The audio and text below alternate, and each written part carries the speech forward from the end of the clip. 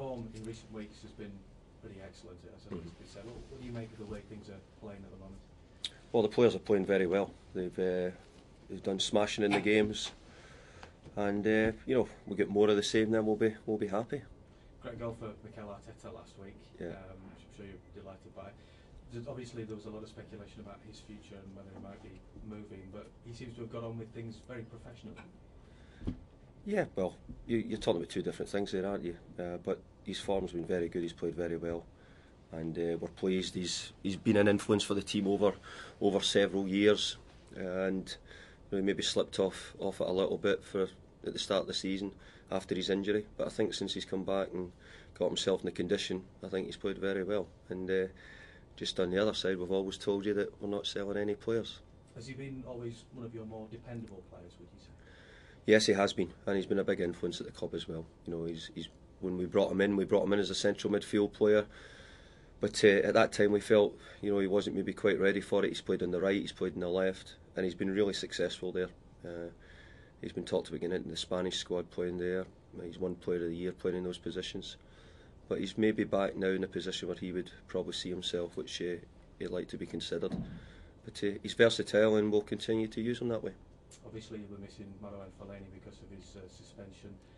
Upset about that, annoyed, or how do you feel? Well, he was always going to miss 2 games, wasn't he, somewhere? So who knows, these might have been the best 2 for him to miss. Do you think he's been unlucky so far this season with some of the cards that he's picked up? Maybe in some cases, but not all the referees are wrong. So he's had 10 bookings, we take that and we got on with it. As I said, that he's out now, so it's old news really. He's only a young lad. Is it something that you think is just a question of adjusting to life in the Premier League? I think it will. I think that even the language barrier at times and how we put things over, and maybe how referees put things over, can be a problem. But he's getting better. His English is getting slightly better. His form's certainly very good. We're disappointed not to have him, but it happens in football. You get suspensions, you get injuries, and if he'd been injured, we wouldn't be talking quite so much about it. Obviously, the form, as I say, has been very good, and that's largely without, apart from maybe the one real recognised striker. What do you think that says about the versatility of the lads and their ability to sort of muck in with goals here and there? Well, I think what it tells you is they're playing with a lot of confidence, and they've done really well, no matter who's played, when they've played. It's always been the way here. They work hard together. They have got a great spirit, but spirit comes from winning on the pitch, and pushing each other hard and demanding from one another. And I think they've done that very well. The big news coming out of Liverpool yesterday was the news about Rafa Benitez's contract. Now, obviously, your contract a few months ago was big news, and you said at the time that you thought it might have unsettled your players a little bit.